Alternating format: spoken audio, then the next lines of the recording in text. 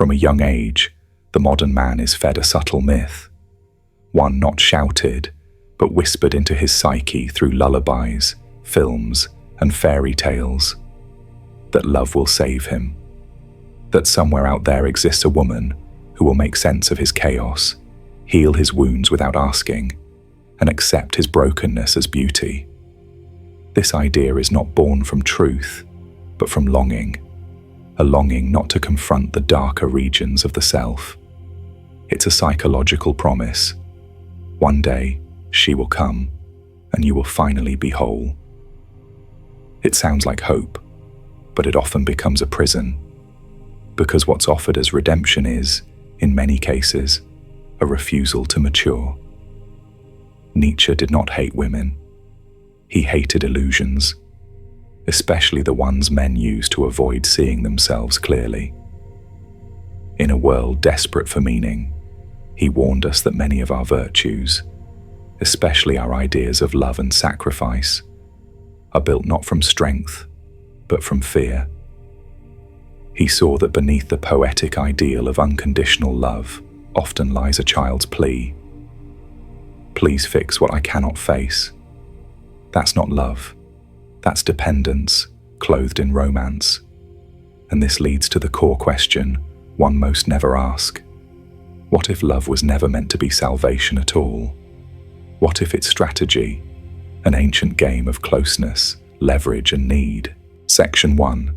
Male romantic ideal. The modern male romantic ideal is not rooted in love, it's rooted in reflection. Men are taught, often unconsciously, to seek emotional affirmation through external sources, especially women. This creates what psychology calls a mirroring dynamic, where the partner becomes a projection screen for the man's unvalidated self-image. You don't see her, you see the version of yourself reflected in her attention. This is not love in its mature form. It's ego regulation disguised as devotion. The pedestal becomes a tool, not to elevate her, but to stabilize your own identity. When she praises you, you feel enough. When she withdraws, you collapse. Not because she left, but because the mirror cracked. Nietzsche understood this mechanism well. He warned that people cling to illusions, not out of malice, but because they're not ready to meet themselves without them.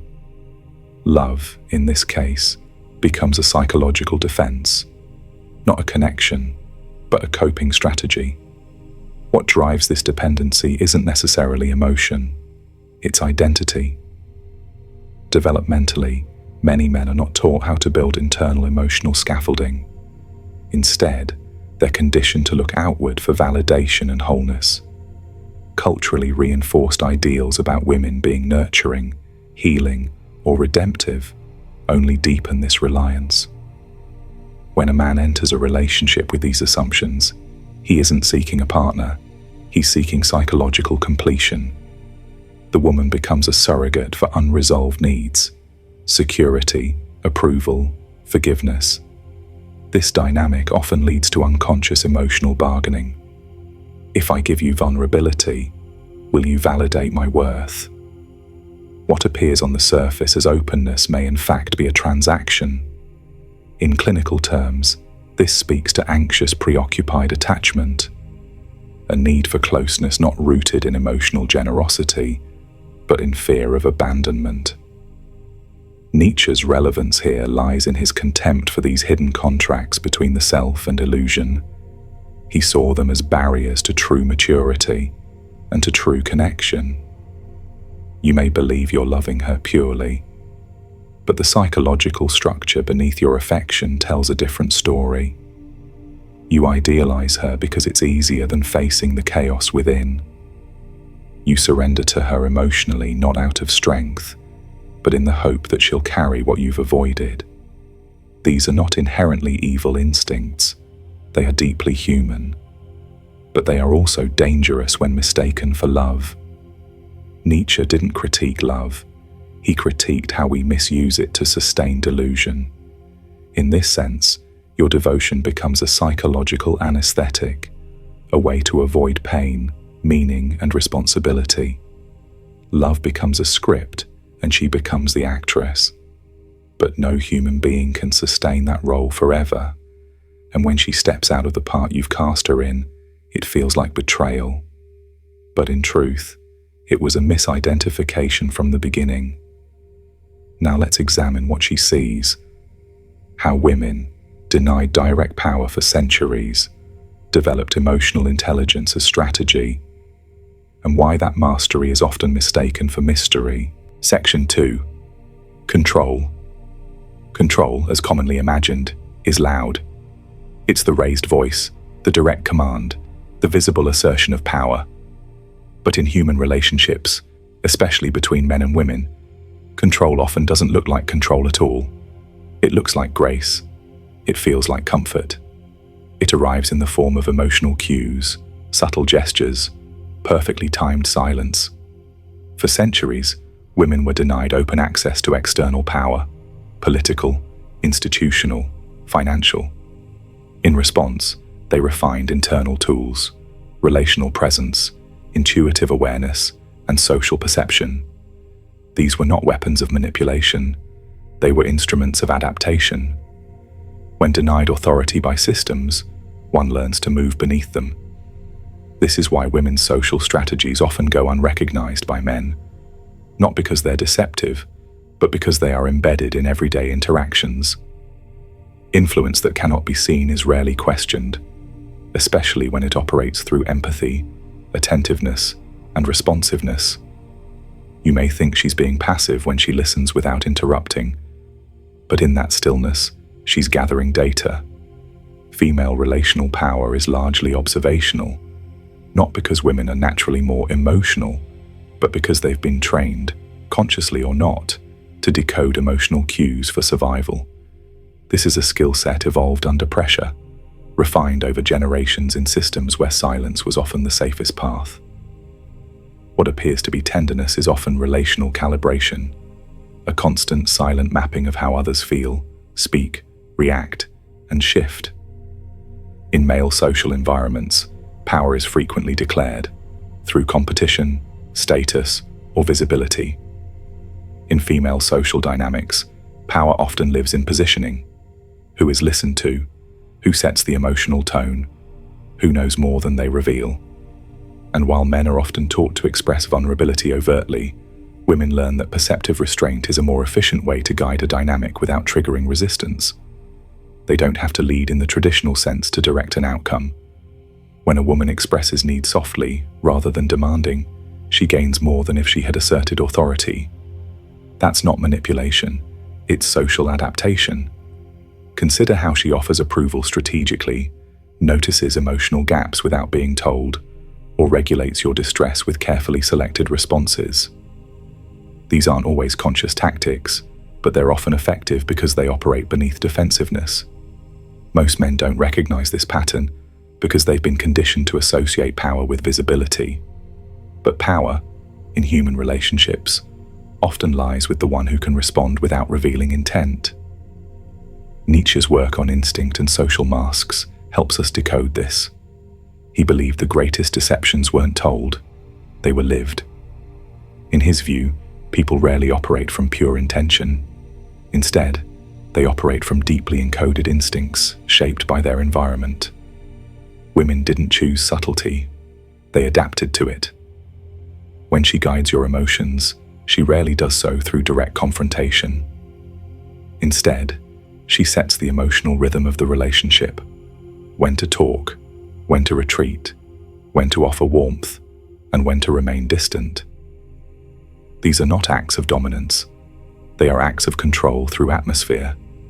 And most men, attuned to external power cues, fail to notice how much of their emotional regulation is tethered to this rhythm. While you may express need directly, she often communicates through small adjustments, pacing a conversation, shaping your moods, mirroring your energy. And the irony, you call her mysterious. But what you call mystery is often emotional intelligence practiced through necessity. Nietzsche would remind us, behind every social mask is a deeper instinct at work. The person who appears soft may be silently steering the entire room. Next, we explore what happens when both partners unknowingly enter love not as equals, but as negotiators, each offering a form of currency neither fully understands. Section 3. Transaction. You were taught that love is noble, that the highest form of love is selflessness, total giving, the surrender of ego for the sake of emotional union. But in practice, what passes for love is often emotional choreography, an unconscious negotiation of power, validation, and need. Men are conditioned to search for meaning through women, not through connection, but through reflection. If she chooses me, I must be worthy. Meanwhile, women are conditioned to play the symbolic redeemer, projected onto as muse, healer, moral compass. This isn't connection, it's transaction masquerading as transcendence. When both people are operating from scripts written by culture, not clarity, love becomes a performance. Each partner performs roles that soothe the other's fear while avoiding their own. Nietzsche didn't tell us to discard love. He told us to strip it of fantasy, because only then can the self emerge as whole, not dependent. They don't tell you love has terms, that behind every grand gesture and poetic promise is a deeper structure, one of leverage. Leverage isn't always sinister. It's simply the hidden rule of human relationships. Whoever needs less holds more influence, and that influence shapes the rhythm of closeness. Who apologizes first, who initiates contact, who fears withdrawal. Most men are unaware of how much of their identity is invested in being loved. They confuse romantic vulnerability with truth, when often it's bargaining. If I give everything, will you stay? Women, operating from a different social history, learn to manage affection with precision, not maliciously but tactically. What appears as warmth may be calibration. What feels like emotional rescue may be containment. This doesn't make love false. It makes it complicated. And until both people wake up to the power dynamics they unconsciously inhabit, love will remain more about balance than about freedom. You say you want real connection, but what you may want more is comfort. That's the problem. Genuine love doesn't confirm who you think you are. It confronts you. It reveals your patterns, exposes your needs, challenges your projections. And most aren't ready for that. It's easier to keep believing she is the one who will heal you than to admit you've been using her as a mirror for a self you haven't yet claimed. Nietzsche's challenge wasn't to abandon love. It was to abandon illusion, to stop begging others to redeem us and start seeing them as they are, not as we need them to be. You can't truly love someone you haven't truly seen, and you can't see them while you're still hiding behind the myth. Love without awakening is dependency. Love after awakening is transformation. So ask yourself, not whether she loves you, but whether you've ever truly seen the person behind your own desire.